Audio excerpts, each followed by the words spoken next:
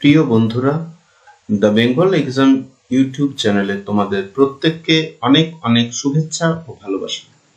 আমি তোমাদের পল্লব স্যার। খুব গুরুত্বপূর্ণ বাংলা ব্যাকরণের যেগুলিকে বলা হচ্ছে সব থেকে গুরুত্বপূর্ণ প্রশ্ন, এবং মূলত এই প্রশ্নগুলি করা হবে পদ প্রকরণ থেকে। খুব গুরুত্বপূর্ণ প্রশ্ন, এবং বিগত চাকরির পরীক্ষায় এখান থেকে কিন্তু প্রশ্ন এসেছে। সেরকম প্রশ্ন বাছাই করে মোট 30টি প্রশ্নের সমাহার এখানে আমি তোমাদের জন্য উপস্থাপন করব। ক্লাসটির শুরু থেকে শেষ পর্যন্ত থাকো। 30টি প্রশ্নের শুধুমাত্র যে উত্তর বলবো তা নয়, তার বিস্তারিত ব্যাখ্যা সহ আলোচনাও তুমি আমাদের এই ক্লাস থেকে পেয়ে যাবে। তোমরা জানো, আমাদের চাকরির পরীক্ষা প্রস্তুতির খুব গুরুত্বপূর্ণ একটি চ্যানেল দ্য বেঙ্গল এক্সাম। খুব গুরুত্ব সহকারে আমরা ছাত্রছাত্রীদের কোচিং দিয়ে থাকি এবং চাকরির পরীক্ষা প্রস্তুতিকে নিখুঁত পর্যায়ে নিয়ে গিয়ে থাকি। বর্তমানে গ্রাম পঞ্চায়েত সংগ্রামী ব্যাচ এবং টেট ফাউন্ডেশন ব্যাচ ইত্যাদি ব্যাচগুলি আমাদের চলছে। তুমি যদি আগ্রহী থাকো, আমাদের ক্লাস যদি তোমাদের ভালো লাগে বা ভালো লেগে থাকে, অবশ্যই এই হেল্পলাইন নাম্বারে কন্ট্যাক্ট করে তুমি কিন্তু তোমার কোর্স কিনে নিতে পারো এবং তোমার চাকরির প্রস্তুতিকে একেবারে নিখুঁত পর্যায়ে নিয়ে যেতে পারো। তো চলো আর কথা না বাড়িয়ে আমাদের ক্লাস শুরু করা যাক। দেখো, যে এটা পেড ব্যাচে আমি এই ক্লাসটা করিয়েছি। তো পেড ব্যাচ থেকে কিন্তু হুবহু যেভাবে ওদেরকে পড়িয়েছি সেভাবেই খুব সংক্ষেপে ইউটিউবে তোমরা এই ক্লাসটি দেখতে পাচ্ছ। দেখো, পেড ব্যাচে এটা পড়ানো হয়েছে, তার প্রমাণ দেখো। এগুলো কিন্তু ব্যাখ্যা করা হয়েছে আগেই। দেখো, এগুলো ব্যাখ্যা করা আছে। ওদেরকে এভাবেই পড়ানো হয়েছে, তোমাদেরকেও ঠিক সেভাবেই খুব ভালো করে বুঝিয়ে দেওয়া হবে পুরো বিষয়গুলো। প্রশ্নগুলোর দিকে লক্ষ্য করবে, খুব বাছাই প্রশ্ন এখানে রাখা হয়েছে। দেখো, ক্রিয়াপদের মূল অংশকে এখানে খেয়াল করতে হবে। ক্রিয়াপদের মূল অংশকে কি বলা হয়? ক্রিয়াপদের মূল অংশকে বলা হচ্ছে তোমার ধাতু। কি বলা হচ্ছে? ধাতু। ক্রিয়াপদের মূল অংশকে বলা হয় ধাতু। নেক্সট, বিভক্তিযুক্ত শব্দ ও ধাতুকে কি বলে? খুব গুরুত্বপূর্ণ প্রশ্ন। বিভক্তিযুক্ত শব্দ ও ধাতুকে কি বলে? এটি দেখো, একটু ঘুরিয়ে প্রশ্নটা দেওয়া হয়েছে, তবু যারা আমার ক্লাস করছো নিয়মিত তারা জানো যে বিভক্তিযুক্ত শব্দকে কিন্তু পদ বলে। এখানে ধাতু শব্দটি যোগ করে তোমাদেরকে একটু দ্বন্দ্ব বা দ্বিধার মধ্যে ফেলে দেওয়ার চেষ্টা করা হয়েছে। মনে রাখবে, বিভক্তিযুক্ত শব্দ দিক আর বিভক্তিযুক্ত ধাতু দিক, সেটাকে কিন্তু পদ বলা হবে। নেক্সট, সমুচ্চয়ী অব্যয় কোন বাক্যে এখানে ব্যবহৃত হয়েছে? সমুচ্চয়ী অব্যয় এখানে কোন বাক্যে ব্যবহৃত হয়েছে? ধন অপেক্ষা মান বড়, তোমাকে দিয়ে কিছু হবে না, ঢং ঢং বাজে, ঢং ঢং ঘন্টা বাজে, লেখাপড়া করো, নতুবা। নতুবা এটা সমুচ্চয়ী অব্যয়ের একটা বিশেষ বৈশিষ্ট্য। লেখাপড়া করো নতুবা ফেল করবে, এটা কিন্তু সকলের উদ্দেশ্যেই বলা, এবং এখানেই সমুচ্চয়ী অব্যয়ের ব্যবহার হয়েছে। নেক্সট, জাতিবাচক বিশেষ্যের উদাহরণ তোমরা জানো। বিশেষ্যের প্রকারভেদের একটি খুব গুরুত্বপূর্ণ প্রশ্ন হচ্ছে তোমার জাতিবাচক বিশেষ্য। যেমন তুমি জাতিবাচক বিশেষ্যের মধ্যে নদী, যে কোনো একটি জাতিবাচক বিশেষ্য, যেমন নদী, ফুল, এগুলোকে জাতিবাচক বিশেষ্য বলা হচ্ছে। ঠিক আছে, জাতিবাচক বিশেষ্য বলা হচ্ছে। খুব গুরুত্বপূর্ণ প্রশ্ন জাতিবাচক বিশেষ্য থেকে। ক্লিয়ার? কোনটি বিশেষণ জাতীয় শব্দ? অর্থাৎ যে কোনো একটি বিশেষণ জাতীয় শব্দের উদাহরণ দাও। তোমরা জানো, বিশেষ্য পদের কোন পদের? বিশেষ্য পদের দোষ, গুণ, অবস্থা, সংখ্যা, পরিমাণ ইত্যাদি বোঝায় কোন পদের মাধ্যমে? বিশেষণ পদের মাধ্যমে। দেখো, প্রশ্নটা সেভাবেই সাজানো হয়েছে যাতে করে বিশেষ্য পদ পড়ানোর পরে তোমাকে বিশেষণ পদ বুঝিয়ে দেওয়া যায়। বিশেষণ পদ যেমন রাগী, রাগী ছেলে। ঠিক আছে, সুতরাং রাগী হচ্ছে তোমার বিশেষণ পদ। ভালো মানুষ, সুতরাং ভালো শব্দটিও তোমার বিশেষণ পদ। খারাপ মানুষ ইত্যাদি, এগুলো কিন্তু বিশেষণ পদ। দেখো, ইচ্ছা বিশেষ্যের বিশেষণ কোনটি? অর্থাৎ ইচ্ছা শব্দটির পদ পরিবর্তন করতে দেওয়া হয়েছে তোমাকে। মনে রাখবে, ইচ্ছা শব্দটির সঠিক পদ পরিবর্তন যেটা হবে সেটা হচ্ছে ঐচ্ছিক। ওই চয়ে ছয়ে হ্রস্বইকার ক, ঐচ্ছিক। অথবা কি হবে? ঐচ্ছিক অথবা কি হবে, ইচ্ছুক, দুটো হবে, হয় ঐচ্ছিক হবে অথবা ইচ্ছুক হবে। ক্লিয়ার? নেক্সট, হয় ঐচ্ছিক অথবা ইচ্ছুক। চলো নেক্সট দেখা যাক। নেক্সট দেখো, জাতিবাচক বিশেষ্যের দৃষ্টান্ত। জাতিবাচক বিশেষ্যের দৃষ্টান্ত, আচ্ছা এটা কিন্তু আগেই হয়ে গেছে, এটা বারবার রিপিট হয়ে গেছে, এটা দেখার দরকার নেই। ইচ্ছা শব্দটির বিশেষণ, এটাও দেখা হয়ে গেছে। নেক্সট দেখো, বিভক্তিহীন, খুব মন দিয়ে দেখো প্রশ্নটা, বিভক্তিহীন নাম শব্দকে কি বলে? বিভক্তিহীন নাম শব্দকে কি বলে? এটা সঠিক উত্তর হবে তোমার প্রাতিপদিক। একটু লিখে নেবে, বানানটাও আমি এখানে লিখে দিচ্ছি, প্রাতিপদিক বলা হয়। এটা কিন্তু গুরুত্বপূর্ণ প্রশ্ন এবং এই প্রশ্নটা সাধারণত কোথাও পাওয়া যায় না। বিভক্তিহীন নাম শব্দকে বলা হচ্ছে কি? প্রাতিপদিক। নেক্সট, মরিমরি কি সুন্দর প্রভাতের রূপ।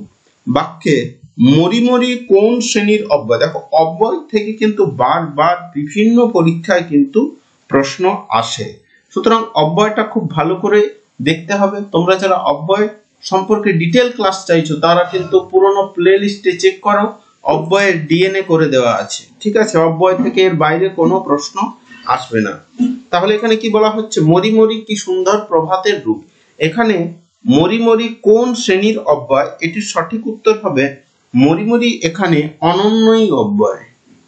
লিখে নাও, যদি বানান অসুবিধা হচ্ছে সেটিও তুমি এখানে লিখে নিতে পারো। অব্যয় পদের যে ভাগ আছে সেখান থেকে আমি করাচ্ছি, প্রশ্ন নিয়েছি অনন্যই অব্যয়। ক্লিয়ার? পদ বলতে কি বোঝায়?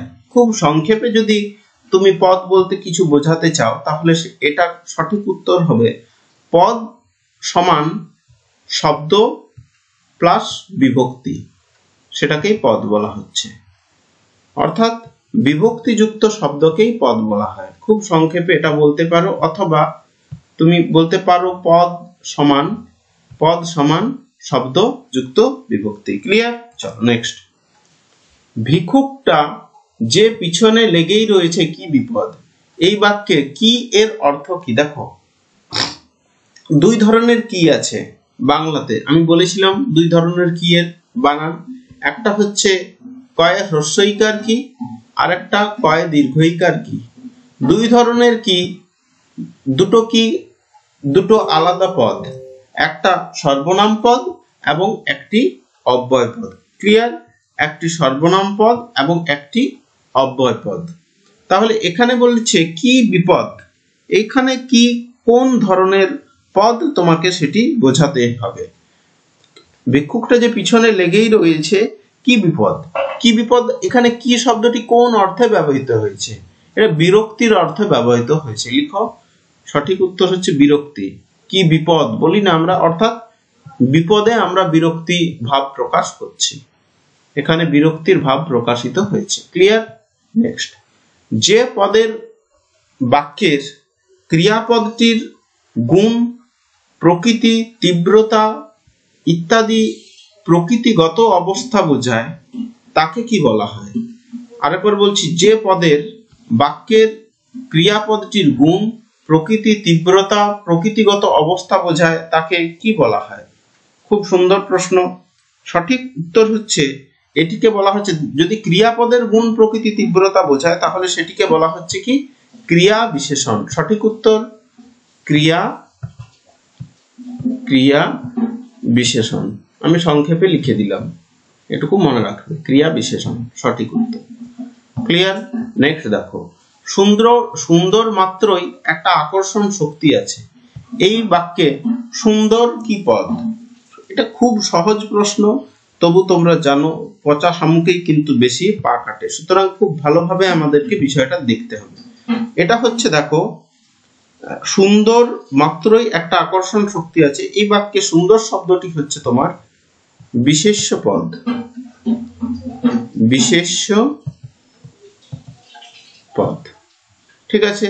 যদি এটা হতো যে সুন্দর ছেলে, তাহলে কিন্তু সুন্দরটা হয়ে যেত বিশেষণ পদ, কিন্তু এখানে বলা হচ্ছে সুন্দর মাত্রই একটা আকর্ষণ শক্তি আছে, এখানে সুন্দরটা কিন্তু নাম মাত্র হিসাবে ব্যবহৃত হচ্ছে, সুতরাং আর আমরা জানি নাম পদ মানেই হচ্ছে তোমার বিশেষ্য পদ। দেখো লাজ কোন ধরনের শব্দ বা লাজ কোন ধরনের পদ, এটাও হচ্ছে তোমার বিশেষ্য পদ, এটাও হচ্ছে তোমার বিশেষ্য পদ। আরেকটু বলে রাখি, ঘুমানো, দৌড়ানো, শোয়া, ঠিক আছে, হাঁটা, চলা, এগুলো সব কিন্তু বিশেষ্য পদ। বিশেষ্য পদের সাথে যখন কাল যুক্ত হয়ে যায়, বিশেষ্য পদের সাথে যখন ক্রিয়ার কাল যুক্ত হয়, ঠিক আছে, তখনই কিন্তু সেটা ক্রিয়াপদ হয়। যেমন শুয়ে আছে, দৌড়াচ্ছে, দৌড়াচ্ছিল, দৌড়াবে, যখন কাল যুক্ত হয়ে যাচ্ছে, অতীত বর্তমান ভবিষ্যতের গণ্ডির ভিতরে চলে আসছে, তখনই কেবলমাত্র সেটা ক্রিয়াপদ হবে। না হলে যদি কোনো ক্রিয়াপদের নাম বোঝায়, যেমন শোয়া, ঘুমানো, দৌড়া, হাঁটা, তাহলে কিন্তু সেটা বিশেষ্য পদ হবে। ক্লিয়ার? নেক্সট, তুমি এতক্ষণ কি করেছো, এই বাক্যে কি কোন পদ? খুব সহজ প্রশ্ন, কিন্তু অন্যদিকে কঠিনও প্রশ্ন। কেন কঠিন প্রশ্ন? কারণ এই কি থেকে কিন্তু বারবার আমাদের প্রশ্ন আসে। ঠিক আছে, এই যে কি অর্থাৎ কয়ে দীর্ঘইকার কি, এটা কিন্তু সর্বনাম, এটা হচ্ছে কি সর্বনাম। আর কয়ে হ্রস্বইকার কি, সেটা কিন্তু অব্যয়। ঠিক আছে, কয়ে হ্রস্বইকার কি যেটি, সেটি কিন্তু অব্যয় হয়ে যাবে। দেখো লবণ শব্দের বিশেষণ, অর্থাৎ লবণের পদ পরিবর্তন করতে দেওয়া আছে, এটা সঠিক, একেবারে সঠিক উত্তর হবে লবণাক্ত। ঠিক আছে, লবণাক্ত। এটাকে অন্যভাবেও করা যায়, যদি তুমি লিখো যে লাবণ্য, তাহলেও কিন্তু সঠিক উত্তর হবে। লবণ থেকে লাবণ্যও কিন্তু করা, মানে যদি পদ পরিবর্তন করব বলো, করা যায়। লবণাক্ত সঠিক উত্তর, লাবণ্যও করতে পারো, আর যদি তুমি নোনতা করো তাহলেও কিন্তু সঠিক উত্তর হবে। যদি তুমি নোনতা করো তাহলেও কিন্তু তোমার উত্তর কাটতে পারবে না, এটাও সঠিক উত্তর হবে। ঠিক আছে, নেক্সট দেখো, কোনটি বিশেষ্য পদ? জাত, গৈরিক, গাম্ভীর্য, কোনটি বিশেষ্য পদ? এটি সঠিক উত্তর হবে গাম্ভীর্য। এটি হচ্ছে তোমার গাম্ভীর্য, এক ধরনের নাম। কিসের নাম? এক ধরনের ক্রিয়ার নাম, সুতরাং গাম্ভীর্য তোমার বিশেষ্য পদ। ক্লিয়ার? বিশেষ্য পদ মানে নাম পদ। নেক্সট দেখো, এই যে আমার চেনা লোক, বাক্যে চেনা কোন পদ? খুব সুন্দর প্রশ্ন, চেনা কোন পদ? দেখো চেনা লোক, কি বলা হচ্ছে? চেনা লোক। তাহলে লোক যদি বিশেষ্য পদ হয়, তাহলে বিশেষ্য পদের আগে বসছে এবং বিশেষ্য পদটিকে ক্ল্যারিফাই করছে, সেটাকে একটা বিশেষ রূপ দান করছে, তাহলে এটা কি হবে? বিশেষণ পদ হবে। ঠিক আছে, তুমি বিশেষ্য পদের উপর নির্ভর করে কিন্তু বাকি পদগুলো বাকি পদগুলো নির্ণয় করার চেষ্টা করতে হবে। এটা হবে সঠিক উত্তর, বিশেষণ পদ। নেক্সট, তুমি তো ভারী সুন্দর ছবি আঁকো, বাক্যটিতে যে অব্যয় এসেছে এটি কি ধরনের অব্যয় সেটি তোমাকে লিখতে হবে। এটি হচ্ছে তোমার, এই বাক্যে অনন্যই অব্যয় আছে। এই বাক্যে কি অব্যয় আছে? অনন্যই অব্যয় কাজ করেছে। ঠিক আছে, এটা সঠিক উত্তর, অনন্যই। নেক্সট, পর্ব 2। ঠিক আছে, এগুলো খুব গুরুত্বপূর্ণ প্রশ্ন, একটু দেখে নাও। বিশেষ্য পদ কয় প্রকার? এখানে বলা হচ্ছে কি বিশেষ্য পদ কয় প্রকার, সঠিক উত্তর তোমাকে লিখতে হবে। দেখো পদ প্রকরণের একেবারে প্রথমেই আছে কিন্তু বিশেষ্য পদ, এবং বিশেষ্য পদ হচ্ছে মোট 6 প্রকার। ক্লিয়ার? মোট 6 প্রকার। বাংলা রীতিতে দুইয়ের মধ্যে তুলনায় যার সাথে তুলনা করা হয় তারপরে কি বসে, অর্থাৎ এইখানে একটা জিনিস, এইখানে একটা জিনিস, এইটা হচ্ছে রুটি। ধরো রুটির সাথে তুলনা করা হবে কার? ধরো রুটির সাথে তুলনা করা হবে চাঁদের, তুলনা করা হবে। কি বললাম? রুটির সাথে কার তুলনা করা হবে? চাঁদের তুলনা করা। তাহলে রুটির সাথে যদি চাঁদের তুলনা করা হয়, তাহলে যার সাথে তুলনা করা হয় তারপরে কি বসে? খুব ভালো প্রশ্ন, তারপরে কি বসে? অপেক্ষা, চেয়ে। ঠিক আছে, মানে রুটির চেয়ে সুন্দর, ঠিক আছে, বা রুটি যার সাথে তুলনা করা হচ্ছে, কার সাথে তুলনা করা হচ্ছে? চাঁদ। ঠিক আছে, সুতরাং এখানে অপেক্ষা এবং চেয়ে হবে। নেক্সট, ভাব বিশেষণ কয় প্রকার? দেখো বিশেষণের ভাব বলা হয়েছে, বিশেষণের প্রকারভেদ না, বিশেষণের ভাব হচ্ছে তোমার মোট 4 প্রকার। সঠিক উত্তর 4 প্রকার। নেক্সট দেখো 4 নম্বর প্রশ্ন, বাক্যে ব্যবহৃত বিভক্তিযুক্ত শব্দ ও ধাতুকে কি বলে? এটা তো আমরা আগেই করলাম। বিভক্তিযুক্ত শব্দ ও ধাতুকে কি বলে? পদ বলে। বিভক্তিযুক্ত শব্দকে কি বলে? পদ বলে, আগেই আলোচনা করেছি। সুতরাং 4 এর উত্তর হবে গ। পদগুলোকে প্রধানত কয় ভাগে ভাগ করা হয়? এটা আমি আগেও আলোচনা করেছি, যদি তুমি পুরনো ভিডিও দেখো এখানে পেয়ে যাবে। পদকে মূলত 2 ভাগে ভাগ করা হয়, তোমরা 6 ভাগে করে দিতে পারো। বিশেষ্য, বিশেষণ, সর্বনাম, ক্রিয়া, বিশেষ্য, বিশেষণ, সর্বনাম, ক্রিয়া, অব্যয়, তোমরা 5 ভাগে করে দিতে পারো, কিন্তু সেটা না। মূল পদ হচ্ছে তোমার 2 প্রকার, একটা হচ্ছে নামপদ আর একটা হচ্ছে ক্রিয়াপদ। নামপদ এবং ক্রিয়াপদ, এটা হচ্ছে পদের মূল ভাগ। ঠিক আছে, এরপর নাম পদের ভিতরে বিশেষ্য, বিশেষণ, সর্বনাম, অব্যয় এগুলো আছে, আর ক্রিয়াপদটা আলাদাভাবে আছে। এরপর পদটাকে আরো অন্যভাবেও যদি তুমি ভাগ করো তবু কিন্তু 2টো ভাগই আসবে। কি কি ভাগ আসবে এটাও কিন্তু আমি একটু সংক্ষেপে আলোচনা করে দিচ্ছি। দেখো, পদটাকে এইভাবে যদি আলোচনা করো তাহলে হবে সব্যয় পদ, মানে যার খরচ আছে, যে পদগুলোর খরচ আছে সেগুলোকে বলা হচ্ছে সব্যয় পদ। আর একটা হচ্ছে তোমার অব্যয় পদ, সব্যয় এবং অব্যয়। ক্লিয়ার? নেক্সট, অর্থাৎ এখানে 2 প্রকার সঠিক উত্তর, 2 প্রকার সঠিক উত্তর।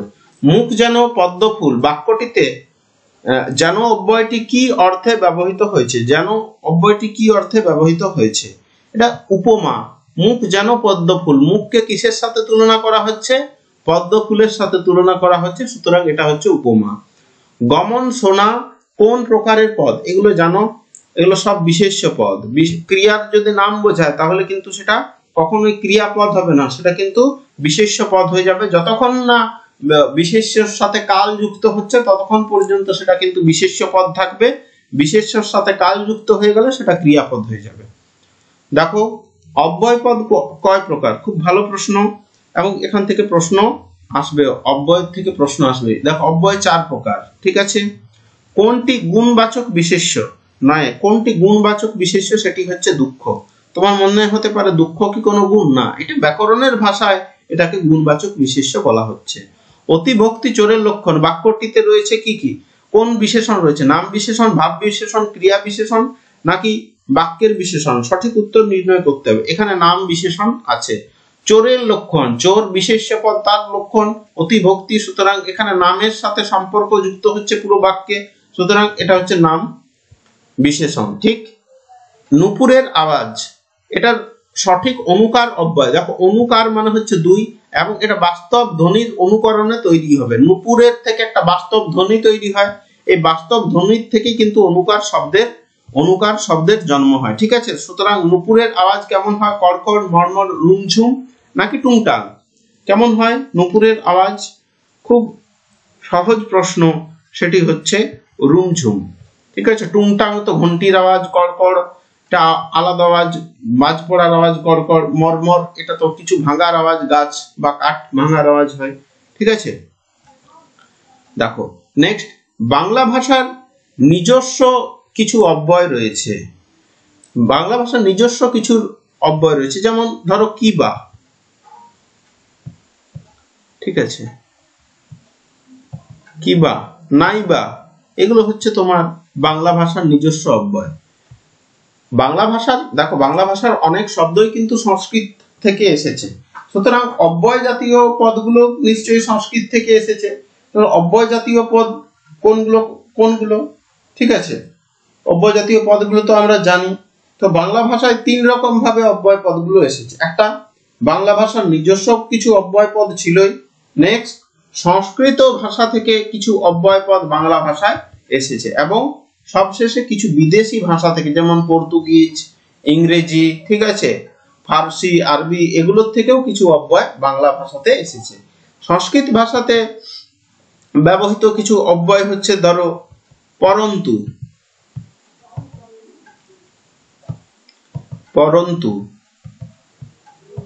এটা কিন্তু সংস্কৃত ভাষা থেকে এই অব্যয়টা এসেছে, পরন্তু।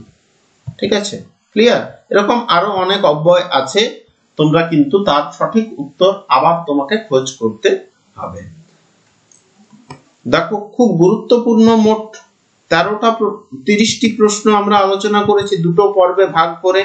পর্ব 1 এবং পর্ব 2 দুটো ভাগে আলোচনা করলাম, এবং যে প্রশ্নগুলো নেওয়া হয়েছে সেগুলো বাছা বাছা প্রশ্ন এবং এগুলো বিগত পরীক্ষায় কিন্তু এসেছে। সুতরাং এই ক্লাসটা তোমার জন্য খুব উপকারী হবে বলে আমার বিশ্বাস। যদি ক্লাসটা ভালো লেগে থাকে অবশ্যই একটু কমেন্ট বক্সে কমেন্ট করে জানিও। যারা চাইছো আমাদের টেলিগ্রাম গ্রুপে যুক্ত হতে, আজই যুক্ত হয়ে যাও। এছাড়াও আমাদের একটি ফেসবুক পেজ রয়েছে, তার সাথেও যুক্ত হয়ে যেতে পারো। এছাড়া তোমরা যারা নিয়মিত এরকম ফ্রি ক্লাস, বিনামূল্যে ক্লাস, তোমাদের উপযোগী ক্লাস চাইছো, তারা অবশ্যই আমাদের চ্যানেলটিকে সাবস্ক্রাইব করে সাথে থাকতে পারো। পরবর্তী ক্লাসে খুব তাড়াতাড়ি তোমাদের সাথে দেখা হচ্ছে। আমি পল্লব স্যার। ততক্ষণ তোমরা সবাই ভালো থেকো, সুস্থ থেকো। টাটা।